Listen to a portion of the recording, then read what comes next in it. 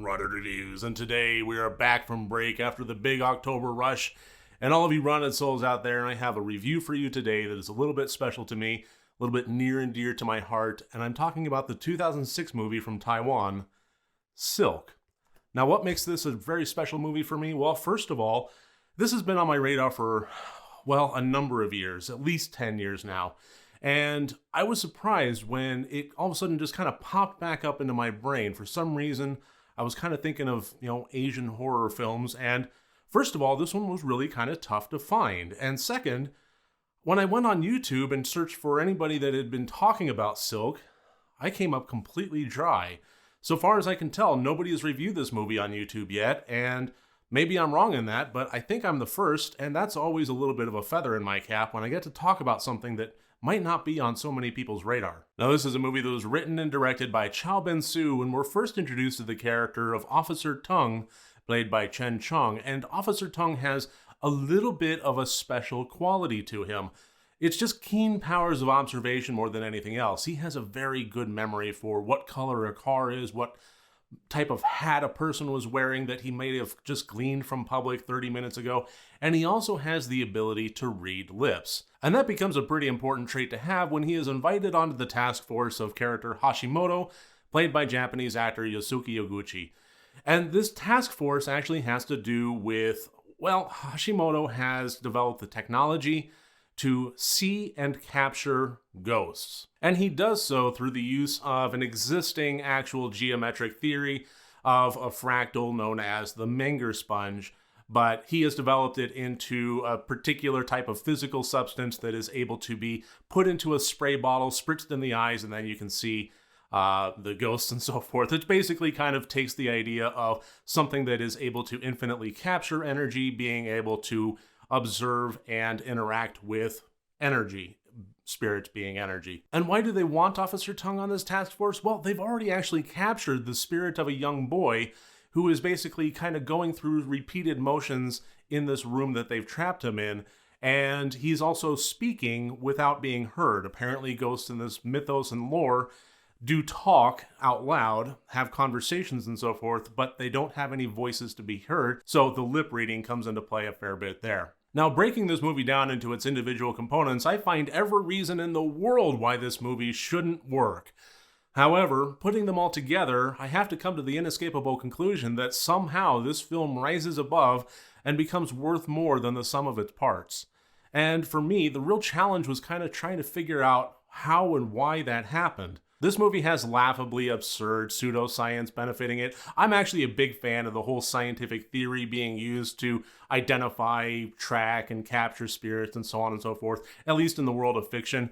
But this really took it to a fairly wackadoo level. It also forgoes having traditional natural dialogue and instead relies on exposition out the ass. Everything that everybody says in this movie is basically explaining things for the audience. The plot also goes down a bunch of rabbit holes that doesn't really adhere to the lore that it creates for itself. It gets lost in its own lore. The special effects are sometimes good and sometimes laughably bad. I'm talking sci-fi original bad, especially a car crash in this that was just, I slapped my forehead physically. I just couldn't help myself. It was that painful.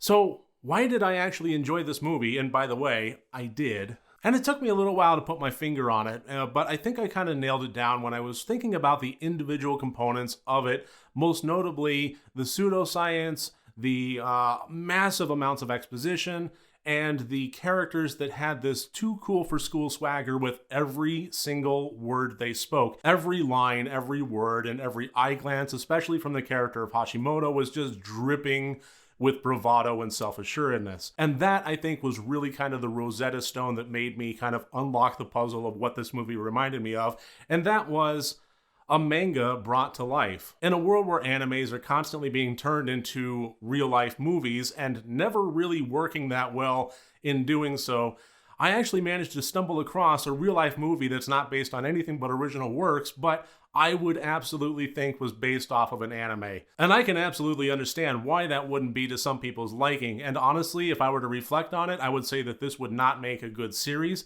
But just for an hour and a half of some pseudoscience capturing and looking at ghosts and trying to figure out the mystery of who they were and where they came from and where they're buried, and then all the weird turns that this plot takes from there, I honestly think that it actually worked pretty well. Typically, when we are dealing with Asian horror films, we're talking about existing lore or an expansion of current mythos and ancient mythos even, and usually applying it to some intellectual effect. And it's kind of rare that we come across these type of movies where it truly is just popcorn fare and turn your brain off and enjoy. And I think that honestly, Silk really finds its way into that category. Now, I do want to issue a word of caution to folks out there. This is a movie that is a little bit tough to find. So far as I can tell, it wasn't available on any streaming sites that I could see. I ended up having to buy the Tartan Asia Extreme DVD of it, and there is a copy floating around out there on the high seven seas, but I do caution some folks that from what I saw, it was a really low-res, shitty quality, and there is a visual element in this movie that is a very fine, it's where the namesake comes from, silk. It's this spider silk almost thread that connects spirits to the hosts, and that's really all I'll get into as far as a plot point, but that visual element is there, and I caution folks that having a grainy, low-res quality will probably not provide you the best watch experience just because of the visual elements that are in here don't really lend themselves to low res. And I'll pretty much just leave it at that. So the question comes down to, would I recommend this movie? I would say yes, I would. I thought it was fun. I thought it was an interesting the pseudoscience was at least interesting enough and not so outlandish enough that I completely checked out of it. It just had me rolling my eyes a few times, but it was still entertaining nonetheless. And I think that goes for the entire movie, is it was an entertaining watch. Now, the real question becomes, considering it is tough to find, and I do recommend it, would I recommend actually dropping the full price of a DVD on it? I don't know. That's a tough call. I think that if you can find this used or find it anywhere that is under $10, that yeah, it's worth a pickup. But I would hesitate to buy the full-fledged DVD of it, especially considering that even my DVD copy from Tartan Asia Extreme was a little bit lackluster in the quality aspect. Still the best source around from what I could tell, but I would say that it really was a little bit low res and grainy even then. So for those of you that want to check off every Asian horror film out there on your Letterboxd account, yes, it's worth a pickup. For those of you that stumble across it for a reasonable price and you want something entertaining, yes. Anybody else, and I would say bide your time and wait or pass it by altogether. So I guess that's really about the best I can do with this review of the 2006 movie from Taiwan, Silk. Thank you very much for joining me here today. I look forward to seeing you in my next review. Remember, next time you want to watch a horror movie, first make sure that it's good and rotted.